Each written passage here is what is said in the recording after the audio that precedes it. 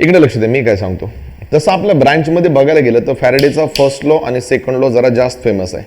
फॅरेडेचं लॉहून आपण हे शिकलं तसं मी लेन्झ लॉकडे येत आहे, पण 2 मिनिट थांबा की लेन्झ लॉ का तयार झाला, कशामुळे तयार झाला, पहिल्यापासून शेवटपर्यंत व्यवस्थित सांगतो. फॅरेडेचा लॉ काय सांगतो आपल्याला की सर कॉपरची कॉईल जोपर्यंत मॅग्नेटिक फील्डला जाऊन लिंक करत नाही तोपर्यंत EMF तयार होत नाही. पण जसं फॅरेडेने लॉ जनरेट केला, काही वर्षानंतर एक व्यक्ती समोर आला ज्याचं नाव आहे लेन्झ लॉ, आणि ज्या व्यक्तीनं फॅरेडेच्या लॉला थोडं करेक्ट केलं. मग तुम्ही म्हणा सर फॅरेडे लॉमध्ये आणि लेन्झ लॉमध्ये एवढा फरक आहे का? दोघांमध्ये एवढा की जास्त फरक नाही. पण हा लेन्झ लॉ नेमका काय जरा समजून घ्या, लवकर समजत नाही. मुलं म्हणतात की सर फॅरेडेचा सेकंड लॉ लेन्झ लॉमध्ये लईच मोठा डिफरन्स आहे का? बिलकुल पण नाही आहे. फॅरेडेचा सेकंड लॉ लेन्झ लॉमध्ये फक्त एका पोलॅरिटीचा फरक आहे. पोलॅरिटी म्हणजे काय? तिकडे प्लस तर इकडे मायनस. लेन्झ लॉचं म्हणणं काय तुम्हाला साध्या भाषेत सांगतो की जेव्हा एखाद्या कॉपरची कॉईल मॅग्नेटिक फील्डला जाऊन लिंक केली तर त्याच्यात एक EMF तयार झाला ना. तर लेन्झ लॉचं म्हणणं काय? तो EMF जो आहे तो मेन सप्लाय व्होल्टेजला अपोज करतो. काय करतो? अपोज करतो. परत एकदा काय करतो? अपोज करतो. मग हे अपोज करायला पाहिजे का नाही करायला पाहिजे, हा काही मशीन्समध्ये ॲडव्हान्टेज आहे तर काही मशीन्समध्ये डिसॲडव्हान्टेज आहे. मग तुम्ही म्हणाल की गुट्टे सर आपण एक असा EMF तयार केला तो त्यालाच अपोज करताय ज्याच्यामुळे बनला. याचं जर तुम्ही साध्या भाषेत कन्वर्ट केलं तर लेन्झ लॉ म्हणजे काय तुम्हाला वेगळ्या एक्झाम्पलने सांगतो. उदाहरणार्थ आता समजा तुम्ही सगळे स्टुडंट आहेत, सो तुमच्यावर पैसा इन्व्हेस्ट कोण करत आहे सध्या? पॅरेंट्स करतायत ना. सो सध्या तुम्हाला पॅरेंट हेल्प करताय की तुम्ही शिकायला पाहिजे, मोठी होऊन जॉबला लागले पाहिजे आणि आयुष्यात सेटल झाले पाहिजे. म्हणजे पॅरेंट जे आहेत ना ते तुमचे व्होल्टेज आहेत आणि तुम्ही मेहनत करताय म्हणजे तुम्ही EMF तयार करताय. पण काही स्टुडंट जे आहेत, काही स्टुडंट म्हणण्याच्या ऐवजी सगळेच म्हणत नाही, मी एखादा निघतो असा की मोठा झाल्यानंतर एक असा बॅक EMF जनरेट करतो जो व्होल्टेजला अपोज करतो. म्हणजे मोठे झाल्यानंतर तुमची रेस्पॉन्सिबिलिटी आहे पॅरेंटला सांभाळणे ना, कारण त्यांचं तर वय निघून गेलेलं असतं. पण काही जण असे निघून येतात एखादी वेळेस ते पॅरेंटला सांभाळत नाही. म्हणजे ते पॅरेंटला हेल्प करताय की अपोज करताय? अपोज करताय. त्यालाच कोणतं EMF म्हणतं? Lenz law, sorry back EMF म्हणतात, ज्याला आपण कोणता लॉ म्हणता? Lenz law. मग तुम्ही म्हणले की गुट्टे सर EMF तयार होतोय जो सप्लाय व्होल्टेजला अपोज करता, मग याचा काही फॉर्म्युला असेल ना? हो, याची स्टेटमेंट काय लिहून दिली मी तुम्हाला? The EMF induced by the coil which are always opposes due to cause of it. म्हणजे याचं मिनिंग जरा समजून घ्या. एक असा EMF तयार होतोय जो त्यालाच अपोज करतोय ज्याच्यामुळे तो तयार झाला. म्हणजे मी तुम्हाला मोटिवेट करायचा प्रयत्न करतोय आणि तुमच्यापैकी एक मला काय करताय? डिमोटिवेट करताय, म्हणजे अपोज करताय. यालाच एक्झॅक्टली लेन्झ लॉ म्हणता. मग तुम्ही म्हणाल सर याला एक्सप्रेस कसं करायचं? मी सांगतो, काही घाबरायची गरज नाही. By the way Lenz law एवढा पण छोटा नाहीये बरं, मी तुम्हाला डीपली सांगणार आहे, जरा लक्ष देऊन ऐका. तुम्ही म्हणाल मग गुट्टे सराला एक्सप्रेस कसं करायचं? मी सांगतो. तुम्हाला माहिती आहे ना ईचा फॉर्म्युला काय असतो? डी का d∅/dt? मला सांगा, इथं वर्ड आहे अपोज ना. अपोज करताय म्हणजे तुम्हाला एक पोलॅरिटी टाकावं लागेल, क्वांटाचं मायनस. हाच एक किरकोळ फरक आहे फक्त फॅरेडेच्या फॉर्म्युल्यामध्ये आणि लेन्झच्या फॉर्म्युला. पण एक रिलेशन आहे. रिलेशनला कशात कन्वर्ट करा? Equation by putting constant. Constant कसा पुट करायचा? E = n की -n? -n d∅/dt. मग पोरं विचारतात की गुट्टे सर फॅरेडे लॉ आणि लेन्झ लॉ मध्ये काय फरक आहे? तोच फरक आहे जो बोर्डवर तुम्हाला दिसत आहे. फॅरेडेच्या लॉ मध्ये पॉझिटिव्ह पोलॅरिटी घेतली जाते, तिथे निगेटिव्ह. यांचं मिनिंग तुम्हाला माहित आहे, number of turns of the coil. आणि d∅/dt म्हणजे फ्लक्स की rate of change of flux? Rate of change of flux. पोरं म्हणतात मायनस सिम्बॉल का घेतला जातो? कारण इथं एक ऍक्टिव्हिटी होते, ज्या ऍक्टिव्हिटीला अपोजिशन ऍक्टिव्हिटी म्हणता. बोला. मग तुम्ही म्हणाल की गुट्टे सर चला आम्हाला सगळं तुमच्या गोष्टी मान्य आहेत, पण तुमचं म्हणणं हे पण आलं पाहिजे ना की एक असा EMF तयार झाला जो व्होल्टेजला मदत करतो की अपोज करतो. त्या EMF ला आपल्या ब्रांचमध्ये एक वेगळ्या नावाने ओळखलं जातं, ज्याला बॅक EMF म्हणतात. कोणतं EMF? सो कोणी जर विचारलं की बॅक EMF किंवा काउंटर EMFचं इन्व्हेन्शन जर कुठल्या लॉ पासून झालं तर त्याचं नाव काय? Lenz law. मग पोरं म्हणतात बॅक EMF ला कसं शो करायचं? बस प्रॅक्टिकली बघायला गेला तर लेन्झ लॉ इथंच संपला.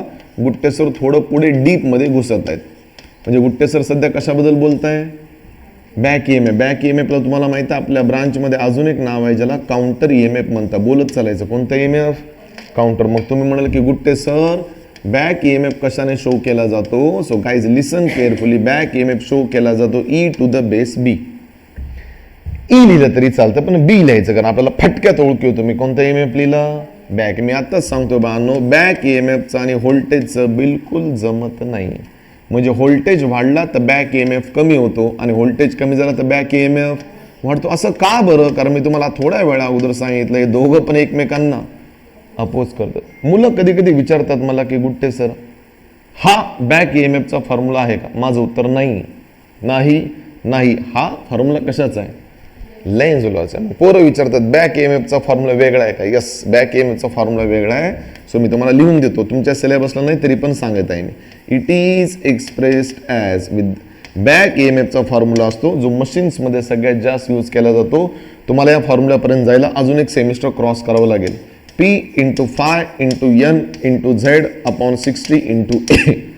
तुम्ही म्हणाल मग गुट्टे सर तर प्रत्येकाचं काही मिनिंग असेल. हो, आता फॉर्म्युलेची झलक मी तुम्हाला दिलेली आहे, तर मिनिंग पण सांगतो. ईएमएफ हा एक प्रकारचा व्होल्टेज असतो आणि व्होल्टेज इज मेजर्ड इन.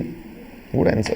मग तुम्ही म्हणाल गुट्टे सर प्रत्येकाचं मिनिंग सांगा. हो, प्रत्येकाचं मिनिंग सांगतो, घाबरायची गरज नाही आहे, कारण तुम्ही सगळं पहिल्यांदा बघताय. ठीक आहे, तुम्ही म्हणाल मग पीचं मिनिंग काय सांगतो, एनचं मिनिंग काय सांगतो, फायचं मिनिंग काय सांगतो, झेडचं मिनिंग काय सांगतो, एचं मिनिंग काय सांगतो. पी म्हणजे एनी गेस? पीला म्हणतात नंबर ऑफ पोल्स जे मोटरमध्ये असतात. यांना काय म्हणता आपण? टर्न्स म्हणता. इथे टर्न्स नसतं, याला म्हणतात स्पीड, की तुम्ही किती स्पीडनं फिरवताय. स्पीड कशात मोजली जाते? आर की आरपीएम. आरपीएम म्हणजे रिव्होल्यूशन पर मिनिट. एफला म्हणतात फ्लक्सची मॅग्नेटिक फ्लक्स. झेड तुम्हाला माहित नाही, झेडला म्हणतात टोटल नंबर ऑफ कंडक्टर. बोलायचंय टोटल नंबर ऑफ कंडक्टर. आणि ए म्हणजे असतात नंबर ऑफ पॅरलल पाथ. बोला. हा सगळा डीसी मशीनचा पार्ट आहे, समजत नसेल तो सोडून द्या. मी तुम्हाला एक इंटरेस्टिंग फॅक्ट सांगतो गाईज. हा जो बॅक ईएमएफ आहे ना, तसं बघायला गेलं तर हा सगळ्या गोष्टीवर डिपेंड असतो. पण सगळ्या गोष्टीमधले एक गोष्ट अशी आहे जी तुमच्या हातात आहे. कोण सांगेल? स्पीड. सो प्रॅक्टिकली बघायला गेलं तर स्पीड सोडलं तर हा जो पी असतो, हा जो फाय असतो, हा जो झेड असतो, हा जो ए असतो, हा काय असतो? Remains constant. Good answer. हा, पण एक व्हॅल्यू तुमच्या हातात आहे, त्याला तुम्ही स्पीड म्हणता. सो गुट्टे सरला याच्यावरून शिकायला काय भेटलं की जो बॅक ईएमएफ असतो ना, which is directly proportional to speed. तात्पर्य मोटरला जोरात फिरवा, बॅक ईएमएफ वाढतो. मोटरला स्लो फिरवा, बॅक ईएमएफ कमी होतो. डोक्यात प्रश्न कसं काय? सोपं आहे ना यार. तुम्ही जेवढं मोटरला फिरवता तेवढं लिंकेज वाढतं, आणि जेवढं स्लो फिरवता तेवढं लिंकेज. आणि सगळा खेळ तर लिंकेजचाच आहे. जोपर्यंत लिंकेज होत नाही तोपर्यंत बॅक ईएमएफ तयार होत नाही. याला म्हणतात बॅक ईएमएफ. सो याला थोडं रिव्ह्यू टाईपमध्ये जरा परत एकदा सांगतो. लेन्झ लॉ फॅरेडे लॉच्या अगोदरचा लॉ आहे का नंतरचा लॉ आहे? नंतरचा लॉ. तुम्हाला माहित आहे का फॅरेडेचा लॉ जेवढा यूज होत नाही तेवढा लेन्झ लॉ यूज होतो. फॅरेडेच्या लॉ आणि लेन्झ लॉ मध्ये एक मायनर फरक आहे. प्लसच्या ठिकाणी मायनस का घेतला जातो? Opposition activity off voltage because of back EMF. म्हणजे ई का ईबी? ईबी केव्हा तयार होतो? जेव्हा जोपर्यंत कॉईल आणि मॅग्नेटिक फील्ड एकमेकांना लिंक करत नाही. ईबी आणि व्होल्टेजचं बिलकुल जमत नाही. दोघं एकमेकांना काय करतात? अपोज. ईबीचा formula P phi N Z upon 60 into A. पाठ होत नसेल तर सोडून द्या, पण शिकण्यासारखी एक गोष्ट आहे. The back EMF is proportional to speed. Speed वाढवा, बॅक ईएमएफ वाढतो. स्पीड कमी करा, बॅक ईएमएफ कमी. तुम्ही म्हणले सर तुम्ही एवढं काही शिकवलं, पण या बॅक ईएमएफचा सगळ्यात जास्त ऍडव्हान्टेज कुठं आहे? बॅक ईएमएफचा ऍडव्हान्टेज घेऊन एक मशीन खूप सुंदर काम करते. त्या मशीनचं नाव आहे डीसी मोटर. बोला. डीसी मोटर शिकायला तुम्हाला अजून एक सेमिस्टर क्रॉस करावं लागेल, कारण तो मशीनचा पार्ट आहे. अंडरस्टँड?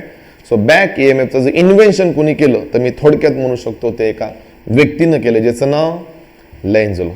समजलं? सांगा लेन्झ लॉची स्टेटमेंट काय होती? बघायची नाही. The EMF induced by the coil which are always opposes due to cause of it. म्हणजे जो ईएमएफ ज्याच्यामुळे बनला तो त्यालाच काय करतोय? अपोज. समजलं? एक लाईन सोडून लिहा एक्सप्लेनेशन, आणि बोर्डवर जेवढं दिसतंय तेवढं छापून घ्या.